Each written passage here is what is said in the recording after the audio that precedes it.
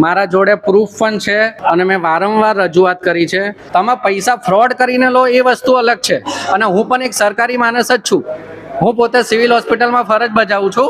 સરકારી માણસ જોડે જ આવી ચીટિંગ થતી હશે તો આમ પર્સનનું શું? અને કંપની એવું પણ કહે છે કે હવે તમારથી થાય એ કરી લો.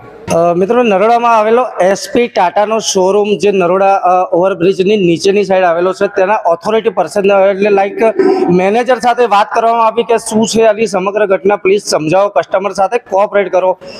ઓથોરિટી પર્સનનું એવું કહેવું છે કે ભાઈ અમે આ બાબતમાં કોઈ જવાબ આપતા નથી અને સ્વીકારતા નથી કે એમની કંપની દ્વારા ક્યાંક ના ક્યાંક એમના પોતાના દ્વારા ચીટિંગ કરવામાં આવી છે એક કસ્ટમર સાથે. કસ્ટમર છેલ્લા એકાદ વર્ષથી ધક્કા ખાઈ રહ્યો છે.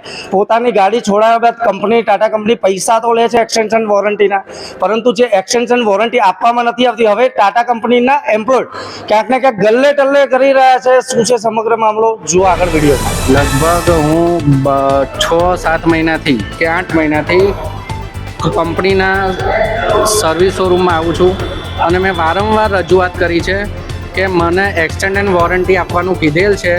મારા જોડે પ્રૂફ પણ છે કે મને કંપનીએ લખી આપ્યું છે કે મને એક્સટેન્ડેડ વોરંટી મળશે, તો પણ કંપનીના પર્સન એવું કહેવા માગે છે કે અમારા કોમ્પ્યુટરમાં શો કરેલ નથી એટલે અમે ના આપી શકીએ.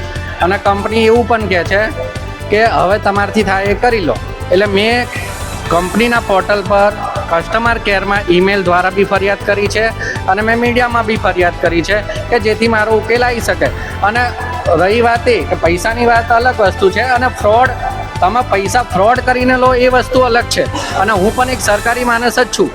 હું પોતે સિવિલ હોસ્પિટલમાં ફરજ બજાવું છું અને હું આમ જનતાનો માણસ છું કે જે જનતાની હું સેવા કરું છું પોતે.